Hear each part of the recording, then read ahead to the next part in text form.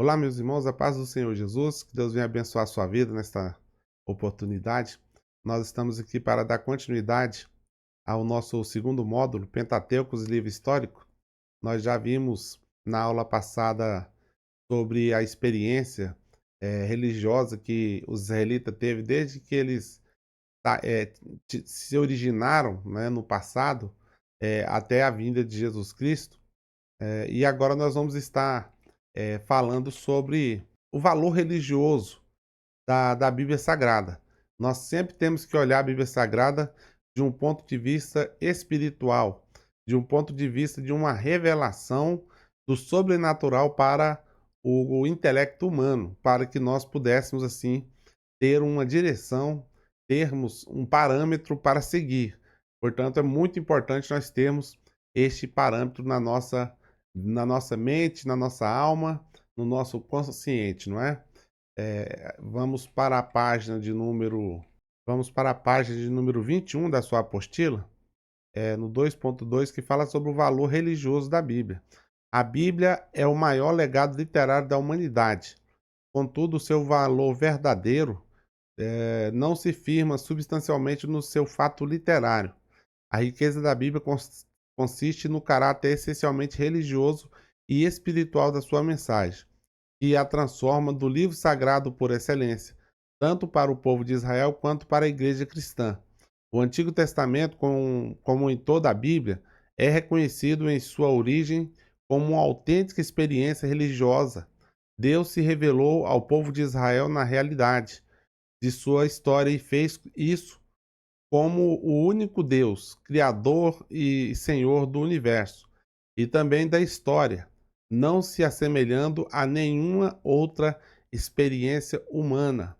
A maior experiência humana que o homem pôde ter em toda a sua história foi justamente ter contato com a revelação de Deus. Essa revelação, a principal forma que o Senhor se revela ao ser humano é através da sua palavra, é através do Verbo encarnado, que é Jesus Cristo, e ele é o Verbo, ou seja, ele é a palavra, não é? E nós precisamos ter essa consciência. O apóstolo Paulo, escrevendo aos Coríntios, ele vai deixar muito claro que o homem espiritual, ele discerne bem as coisas espirituais, mas o homem natural não consegue entender as coisas espirituais porque elas se definem espiritualmente. Logo, o valor religioso da Bíblia, ele não está na sua rica literatura, e ela é muito rica, ela é fantástica, ela é fenomenal. Do ponto de vista literário, a Bíblia é incomparável nos seus textos. Mas mais do que isso, mais além do que isso, que é já algo muito importante, o valor original, ou seja, o valor real, a riqueza da Bíblia, ela consiste essencialmente no seu caráter espiritual e religioso. Nós precisamos, portanto, buscar a presença do Espírito Santo para que o Espírito Santo ele possa nos dar a iluminação, o entendimento necessário para entender a revelação de Deus para as nossas vidas. Louvado seja o nome santo do Senhor Jesus. Ainda na página número 21, 1.6, o Pentateuco foi a primeira coleção literária divinamente inspirada, reconhecida como escritura sagrada pela comunidade judaica. É a parte mais importante do cânon hebraico, vindo sempre no início da divisão tripla do Antigo Testamento: lei, profetas e escritos. Obviamente, nós estamos aqui relembrando as três divisões da Bíblia hebraica, não da Bíblia da Septuaginta, que é a grega, que tem 4 divisões do Antigo Testamento. A da hebraica tem apenas 3 divisões: lei, profetas e escritos. É de autoria de Moisés. Para provar que estes 5 livros foram escritos por Moisés, existem vários argumentos. Vejamos alguns argumentos. Os gêneros literários do Antigo Testamento. Em termos gerais, os escritos do Antigo Testamento podem ser incluídos em um ou outro dos 2 grandes gêneros literários, que são a prosa e a poesia. Em tudo, uma segunda aproximação permite apreciar a grande diversidade de classes e estilos que, muitas vezes misturados entre si, configuram ambos os gêneros. Na questão do gênero literário, ou seja, qual estilo literário nós devemos dar para o Pentateuco, nós temos ali histórias, como o próprio livro do Gênesis, conta a história da criação, como Deus criou o homem, como Deus criou todas as coisas, como que sucedeu o decorrer da história pela queda do homem e depois vindo ali o dilúvio, enfim, toda a historicidade. Portanto, o estilo literário seria basicamente histórico. A gente entra no Êxodo também com um estilo literário tanto histórico, porém depois a gente chega no Levítico, ele já é um estilo literário do campo mais jurídico, né? De mais de leis. Então existem vários estilos literários dentro do Pentateuco, tá bom? Ele é muito rico no seu estilo literário, por quê? Porque ele foi escrito e abrange uma quantidade absurda de tempo. Se nós vamos contar desde a criação até os dias de Moisés, nós estamos falando aí de milhares de anos. Logo, contar essa história toda precisaria, obviamente, de mais de um estilo literário.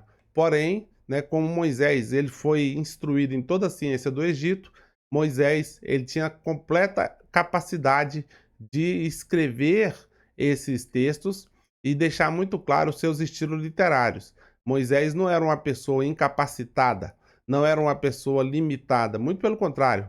Moisés era uma pessoa muito bem educada, muito bem instruída, academicamente falando, dentro da ciência do Egito. Logo, ele era versado nas escrituras, né? Tanto egípcia e depois a escritura da Torá, e ele deixou um legado importante para as nossas vidas, que foi o seu estilo literário variado dentro do Pentateuco, passando pelos seus 5 livros. E, obviamente, tem ainda na conta de Moisés o livro de Jó, segundo a tradição judaica, não é? Ainda na página 21 nós temos a tradição. Uma antiga tradição hebraica atribui a coleção dos 5 livros a Moisés. A convicção do povo judeu evitou a discussão sobre questões literárias e de tradução sobre o Pentateuco. Por todo o Antigo Testamento permeia a tradição mosaica que Moisés foi o escritor, e tanto no Antigo quanto no Novo Testamento essa tradição ela é confirmada. Na conclusão aí nós temos o Pentateuco, que é um livro que tem plena autoridade em si mesmo, no ensino explícito ou no conceito espiritual e teológico, mas alguns preceitos não são absolutamente necessários, como os sacrifícios de animais, pois Jesus Cristo é o nosso Cordeiro Pascual. O Novo Testamento ainda exorta todo cristão a apresentar-se como sacrifício vivo. Da mesma forma, todos os cristãos são exortados a ser santo, como Deus é santo, pois constituem sacerdócio real de Jesus Cristo. No que tange essa questão de cumprimento da palavra de Deus para os nossos dias, há uma discussão muito grande, especialmente nesses últimos dias, com o surgimento de muitas teologias liberais e progressistas, desprezando por completo o Antigo Testamento, alegando que ele foi cumprido em Jesus Cristo, que Jesus consumou na cruz do Calvário todo o processo da lei mosaica, e não deixa de ser verdade. Nós não podemos deixar também de entender, de ter consciência de que o Pentateuco ele é a base para todo o restante bíblico, tanto do Novo quanto do Antigo Testamento. É o Pentateuco que nos dá toda essa base para saber se esse livro, né, ele é divinamente inspirado ou não. Ele precisa ter uma conformidade com o Pentateuco. Agora, a questão do contexto, nós sabemos sim que as questões legais, as questões cerimoniais, sacrificiais, elas foram cumpridas na cruz do Calvário. Agora, o fato delas terem sido cumpridas na cruz do Calvário não invalida o fato de que nós precisamos entender como que aconteceu esse cumprimento, porque se nós não entendermos isso, nós não conseguiremos entender quão grande, quão maravilhoso e quão sublime foi o sacrifício de Jesus na cruz do Calvário. O processo sacrificial mosaico, né, desde a construção daquele tabernáculo no deserto até a construção do grande templo de Salomão, tudo isso passa pelo processo como Deus se relaciona com o homem. Veja, Deus se relaciona com o homem, mas não se relaciona com o pecado. O pecado, ele não permanece na presença de Deus. E isso é muito claro. E onde que isso fica muito claro? Fica muito claro no Pentateuco, que Deus não aceita o pecado. Ele vai dizer: sede santos, porque eu, Senhor vosso Deus, sou santo. E esse versículo ele é repetido várias vezes no Novo Testamento. Portanto, o princípio da santidade, ele foi mantido. No fato de Jesus ter cumprido os rituais, né, os sacrifícios na cruz do Calvário, não invalida os princípios. Eu sempre falo a diferença entre o princípio e a lei. A lei, ela é um processo necessário para que o princípio seja estabelecido, porém chega um momento que essa lei perde a sua validade.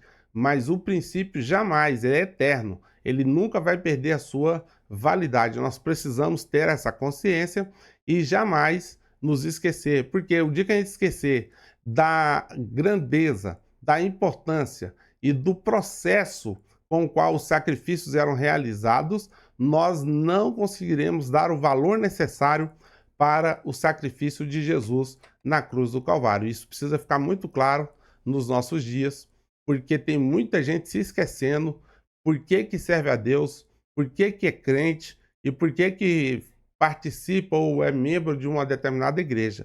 Nós não podemos esquecer porque Jesus nos ama e nos ama de tal maneira que morreu na cruz para salvar cada um de nós. Nós somos pagos por um bom preço, não com ouro ou prata, mas com o sangue precioso do nosso Senhor e Salvador Jesus Cristo. Louvado seja o nome do Senhor Jesus. Ainda falando sobre gêneros literários do Antigo Testamento, nós vamos entrar nos relatos históricos são de caráter narrativo, a partir de Abraão, os que oferecem vários modelos literários que podem ser resumidos em culticos, proféticos e sapienciais, ou seja, de culto a Deus, de profecias para o povo e de sabedoria de Deus para o povo, que é o sapiencial. Temos também o estilo profético. Profeta é alguém que fala no lugar de outra pessoa. Na Bíblia, o profeta geralmente é o porta-voz de Deus. Esse estilo literário profético é muito importante.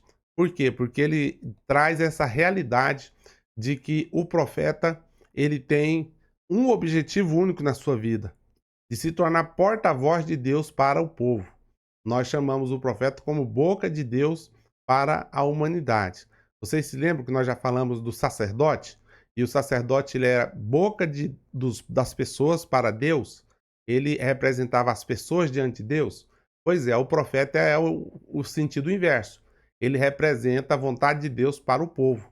O que Deus pretende fazer, o que Deus está se agradando ou não está se agradando, é revelado para a nação através do profeta. Portanto, o profeta tem esta aura muito importante e significativa. Não que o sacerdote seja menos significativo, porque sem a intercessão, né, sem a intercessão do sacerdote diante de Deus, o povo seria fulminado pela ira de Deus contra o pecado dessas pessoas. Na página de número 27, a tradição, de acordo com a sua origem, os livros do Antigo Testamento podem ser classificados em dois grandes grupos. Um grupo formado pelos escritos que deixam transparecer a atividade criadora do autor e parecem ser marcados pelo selo da sua personalidade. No outro grupo são incluídos os livros que não têm as marcas próprias do autor. A tradição que se encarregou de transmitir a mensagem preservada pelo povo, proclamada e aplicada às circunstâncias de cada tempo. A esse grupo pertence uma boa parte da narrativa histórica, da literatura cultica e poética. O que nós temos aqui diante de nós é um fato interessante. Diante dessa realidade, meus irmãos, nós temos a seguinte questão. Nas narrativas históricas, e nós estamos estudando o Pentateuco e os livros históricos, a partir do livro de Josué, começa a coleção dos livros históricos. E essa coleção ela vai até o livro de Esther. E em quase todos esses textos nós não temos explicitamente quem foi o autor. Quem se encarregou de dar a autoria desses textos, estou falando, por exemplo, do livro de Juízes, o livro de Ruth, 1º e 2º Samuel, 1º e 2º Reis, 1º e 2º Crônicas, Esdras, Neemias e Esther. Quem deu a autoria destes textos históricos foi exatamente a tradição judaica. Por isso que a tradição judaica ela é tão importante. Ela é necessária porque ela traz para nós informações que não estão necessariamente no texto bíblico, mas estão no extra bíblico. Você precisa muitas das vezes consultar a tradição judaica para ter algum tipo de informação que a Bíblia não traz para a sua vida. E nós estamos, repito, falando aqui do ponto de vista literário dos textos bíblicos até então, né? Nós não entramos no ponto de vista doutrinário. O ponto de vista doutrinário vai entrar nos módulos a seguir, mas por enquanto nós estamos falando da questão acadêmica, da questão literária, da construção do texto, da transmissão desse texto. Nós precisamos ter consciência disso, porque senão a gente fala, mas eu estudo a Bíblia, então por que eu vou fazer o curso? Eu já sou estudioso da Bíblia. Tem coisa que a Bíblia não revela, tem coisa que a Bíblia não menciona. E aí entra a questão da tradição judaica, entra a questão da tradição dos historiadores, e nós precisamos de todas essas informações para chegarmos a um bom termo em relação à informação correta da palavra de Deus. Bendito seja o nome do Senhor Jesus. Transmissão do texto. A passagem da tradição oral para a escrita do Antigo Testamento foi o tempo em que o papiro e o pergaminho já estavam em uso como materiais de escrita. Deles se faziam longas tiras que, unidas, formavam os chamados rolos, uma espécie de cilindro de peso e volume às vezes consideráveis. Nós temos hoje as nossas Bíblias fáceis de ser carregadas. Tem pessoas que carregam Bíblias que cabem praticamente no bolso. Tem pessoas que gostam de uma Bíblia um pouquinho maior, mas dá para carregar tranquilamente nas mãos. Tem pessoas que usam até a Bíblia digital em um celular, um tablet, né? Ok, não tem problema. Mas nós temos que entender também a origem, da onde surgiu e como foi que ela surgiu. E é interessante nós estudarmos essa questão, porque muitas das vezes, se a gente não parar para pensar como que foi construído esses textos, primeiro houve a tradição oral, ou seja, a informação da revelação, especialmente até chegar aos dias de Moisés, ela foi transmitida oralmente, de geração para geração. E o povo judeu, eles são muito bons, especialmente todo o povo do Oriente Médio, são muito bons em trabalhar com a questão de tradição. Se fosse nós brasileiros, estaríamos em sérios problemas, porque não temos essa mesma tradição. Mas os judeus, o povo do Oriente Médio, sim, eles tinham e ainda têm uma preocupação muito grande com a transmissão de geração para geração. Entretanto, quando surge a escrita, isso facilita bastante. Por quê? Porque o volume de informação aumenta, a precisão da informação melhora e você recebe informação de fonte primária confiável para você ler e você descobrir o seu verdadeiro valor. Veja só que coisa interessante. Aqui é um exemplo de como a Bíblia na antiguidade era escrita, ou qualquer livro. Isso é o que nós chamamos de rolo. Veja que existe duas artes cilíndricas de madeira nas extremidades, aonde o material ele é envolvido, ele é enrolado. Quando você ia ler um texto, você desenrolava de um lado, enrolava do outro, para poder você encontrar ali a página que você precisava. Agora veja, esse rolo, às vezes ele pesava muito, ele não era uma coisa muito fácil de ser transportada. Imagina um livro de Isaías, por exemplo, 66 capítulos, uma Bíblia em miniatura, né? Imagina o comprimento desse texto. Ele era enorme, portanto, não era muito fácil de ser transportado. E outra, todos eram escritos à mão. Não existia máquina para fazer isso. Havia necessidade de um manuscrito, ou seja, de alguém, de um escriba, que fizesse essa cópia. E a forma que esse pessoal fazia essas cópias era uma forma muito delicada. Eles precisavam ditar o texto que eles estavam copiando, palavra por palavra e às vezes letra por letra. E outras pessoas estavam ali envolvidas com esse trabalho e ouvia essa pronúncia para saber se realmente ela estava correta com o texto original que estava sendo copiado. Não era de qualquer maneira que um texto era copiado, Porque convenhamos, meus irmãos, nós estamos falando aqui de material orgânico. Inicialmente, nós vimos na aula passada que era o papiro, né? O papiro ele era uma alga que tinha ali, que ainda tem, aliás, né, no Rio Nilo, e ele era preparado, imprensado e virava uma espécie de folha que era emendado uma na outra até virar uma tira muito grande, com cerca de 60 centímetros de largura por alguns metros de comprimento, e ali era escrito todos os eventos narrados historicamente. Posteriormente chegou o pergaminho, nós estudamos isso também na matéria passada, e facilitou pela resistência e a facilidade de se encontrar o pergaminho, que era pele de animais limpos. E eles eram curtidos, eles eram cortados também no tamanho necessário, era emendado umas às outras até chegar também a alguns metros de comprimento. Mas vamos focar aqui na questão da tradição e na transmissão. Quando precisava se criar uma nova cópia, porque essa antiga estava sendo apagada, às vezes criava mofo, né? Às vezes criava fungo, precisaria fazer sempre um novo texto. Imagina você a complexidade de se fazer isso à mão. Não tinha uma caneta, tinha uma pena com um potinho de tinta. Imagine vocês, portanto, a dificuldade que foi criada para chegar até os nossos dias. Nós temos uma Bíblia Sagrada confiável.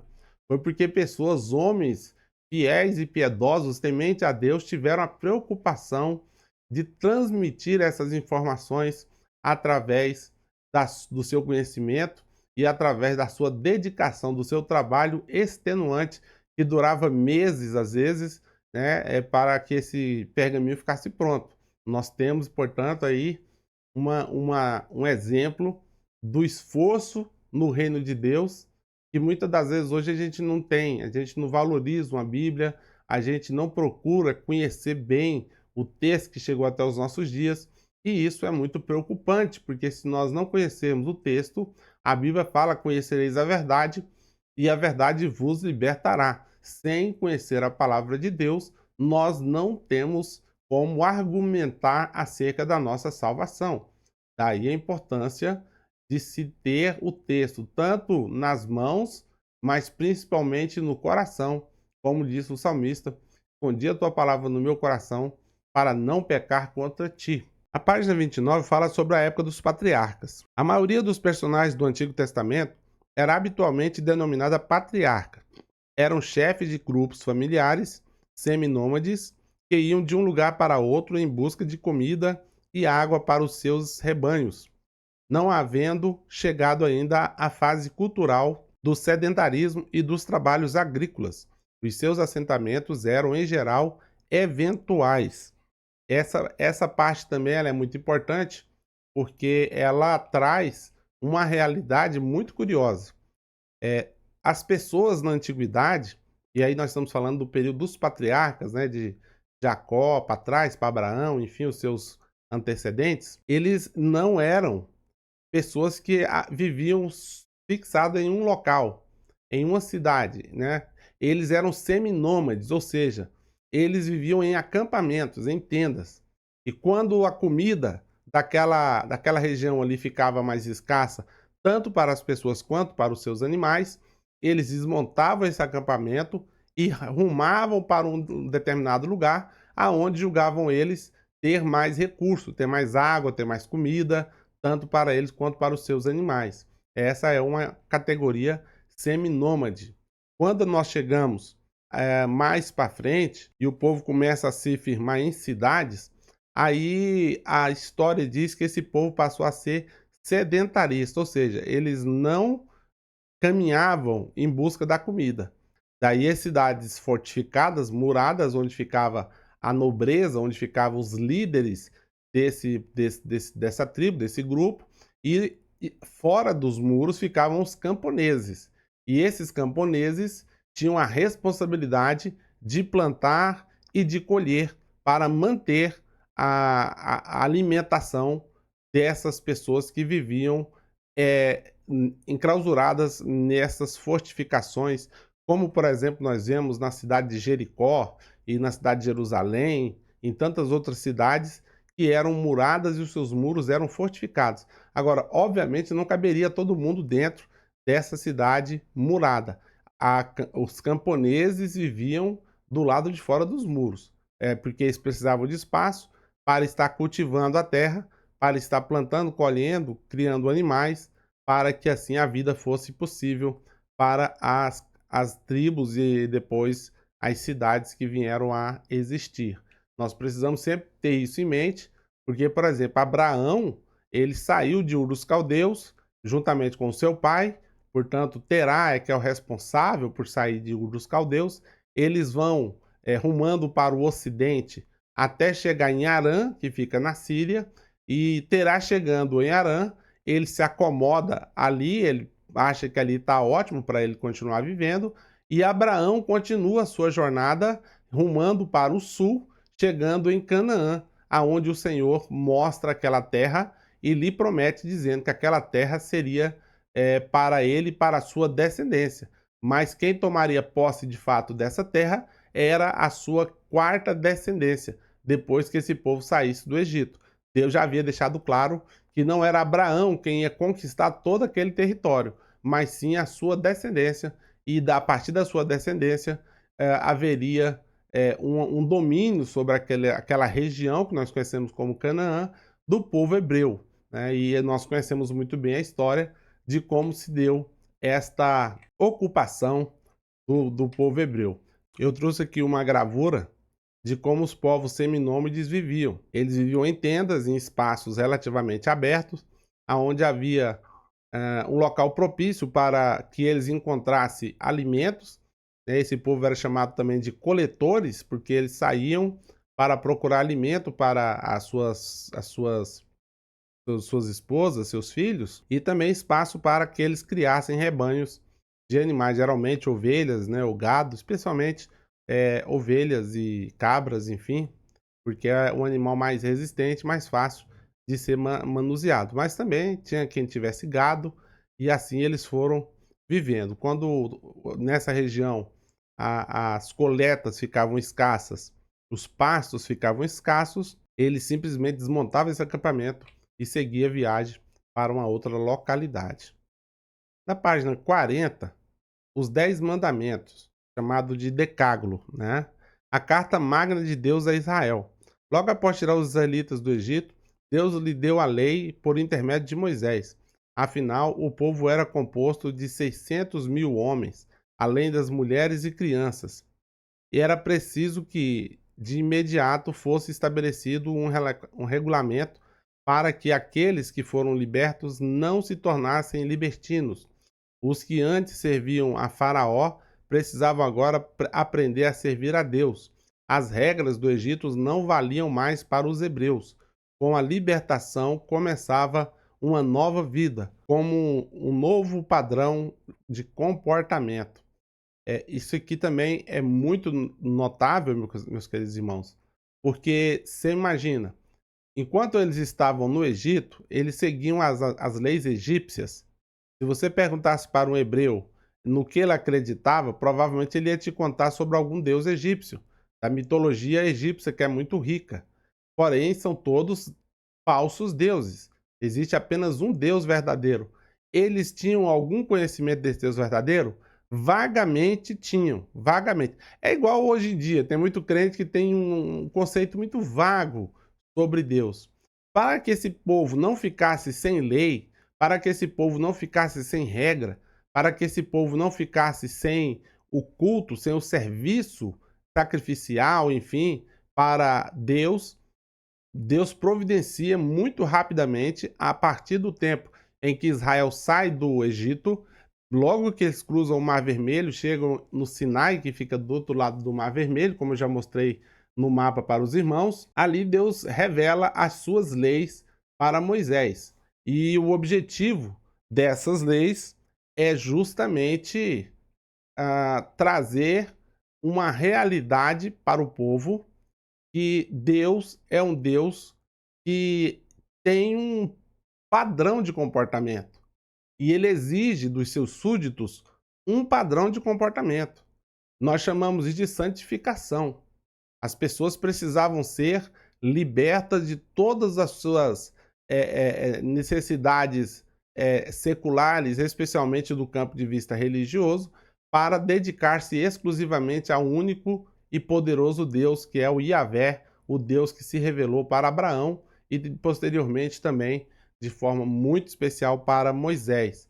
Ele escreve todas as leis, ou seja, como o povo deveria segui-lo, né? Em Êxodo 20 fala dos 10 mandamentos. Mas veja, não havia apenas 10 leis para que o povo se cumprisse. Ali é um resumo das leis, eram cerca de 613 leis, e os 10 mandamentos ele é uma espécie de resumo para facilitar a questão da orientação, como nós já falamos no início dessas aulas que nós estamos estudando, a orientação, ou seja, a direção correta para o povo. Aí é criado o decágulo, ou seja, os 10 mandamentos, e você vai perceber que os primeiros mandamentos é de ordem divina, ou seja, de ordem espiritual, e os demais mandamentos é de ordem terrena, é de ordem civil, né? E de ordem moral. Então veja, os 10 mandamentos abordam a questão espiritual, a questão civil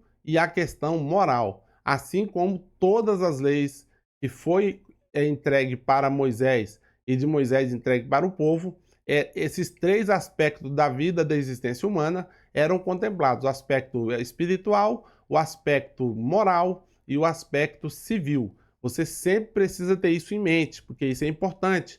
Você só vai entender a literatura litúrgica da Bíblia, especialmente dos escritos dos profetas, né, dos históricos, se você tiver isso em mente. Por que que foi escrito e em que condições foi escrito? Os 10 mandamentos foi escrito para tirar a idolatria do coração do povo que havia saído do Egito. E isso precisa ficar muito claro nos nossos corações também. Quando entra nos livros históricos, veja só o texto de Josué capítulo 26, versos 6 e 7, que diz o seguinte: esforçai-vos, pois, muito para guardardes e para fazerdes tudo quanto está escrito no livro da lei de Moisés, para que dele não vos aparteis nem para a direita nem para a esquerda, porque para que não entreis no meio dessas nações que ainda ficam convosco, e dos nomes dos seus deuses não façais menção, nem por eles façais jurar, nem os sirvais, nem a ele vos inclineis. Olha só que recomendação forte de Josué já no fim da sua vida para o povo de Israel, já colocado ali na terra de Canaã. Tiago, ele vai trazer dentro deste contexto, já no Novo Testamento, algo muito parecido. Por isso que eu falei, o princípio ele permanece. A lei, ela termina, mas o princípio não. Veja o que Tiago fala: adúlteros e adúlteras, não sabeis vós que a amizade do mundo é inimizade contra Deus? Portanto, qualquer que quiser ser amigo do mundo, constitui-se inimigo de Deus. Da mesma forma que não havia meio termo no Antigo Testamento para se servir a Deus, ou você servia a Deus de todo o seu coração, ou os seus cultos e as suas ofertas não eram recebidas por ele, porque para Deus não existe meio termo, ou é ou não é. Deus ele não é um Deus de brincadeira. Da mesma forma, no Novo Testamento, esse princípio permanece. Deus não divide o seu templo com ninguém. E onde que é o templo do Espírito Santo? É a nossa vida, é o nosso corpo. Nosso corpo é o templo do Espírito Santo. Não é possível você ser crente, você ser fervoroso durante o período do culto, quer seja no domingo ou qualquer outro dia da semana que tenha culto na tua igreja, e no restante dos dias da semana você ter um comportamento completamente desvirtuado daquele que você tem quando está na presença de Deus ou quando está na casa do Senhor. Deus ele não aceita isso. O Tiago ele usa uma palavra muito dura para falar sobre isso, e a dureza da palavra reflete a importância desta palavra. Quando ele fala adúlteros e adúlteras, ele está se referindo à fidelidade do homem para com Deus. Porque você vai ver no Antigo Testamento, especialmente no livro de Oséias, que a tipologia desenvolvida no livro de Oséias é de um marido fiel que tinha uma esposa infiel, que tinha uma esposa que não se guardava de forma especial para o seu marido. Ela simplesmente o traía, o abandonava. Então Deus chamava essas pessoas de adúlteros ou de prostituição, né? Mas o que eles estavam cometendo de fato era idolatria. Era idolatria. Logo, Tiago ele traz dentro desse enredo, dentro desse contexto, esta grave advertência. Adúlteros e adúlteras, não sabeis vós que a amizade do mundo é inimizade contra Deus? Portanto, aqui no contexto de Tiago, o adultério aqui não é de um marido para com a esposa ou de uma esposa para com o marido, mas sim de uma pessoa para com Deus no sentido de serviço, no sentido de confiança, no sentido em que a pessoa ela vai decidir, ela vai tomar uma decisão se vai servir de inteireza de coração a Deus ou se ela vai servir o mundo. Não é possível ser amigo do mundo e ter amizade com Deus. Não é possível. O apóstolo o Tiago ele deixa isso aqui muito claro. Não sabeis vós que a amizade do mundo. E o que é ser amigo do mundo? É quando nós praticamos práticas mundanas que nós sabemos que o texto bíblico condena e a gente mesmo assim faz. Nós estamos então nos aliando com o mundo e abandonando e desprezando a santificação e a presença de Deus. Isso o Senhor não admite, ele não aceita no meio do seu povo e nós precisamos ter consciência disso. Tanto no Antigo Testamento era assim, quanto no Novo Testamento também. Louvado seja Deus. Meus irmãos, nós vamos parando por aqui, o tempo já discorreu bastante. Na próxima aula a gente continua falando sobre o assunto aí dos livros históricos. Nós já terminamos, não é, os livros do Pentateuco e agora já estamos nos livros históricos, a introdução aos livros históricos, aonde vamos aprender um pouco sobre esse período importantíssimo da história do povo de Deus, sempre do ponto de vista da revelação de Deus para a vida de Israel e para a vida dos gentios, que somos nós que fomos alcançados posteriormente por esta maravilhosa e magnífica palavra. Deus abençoe sua vida e até a próxima, querendo Deus. Fique na paz.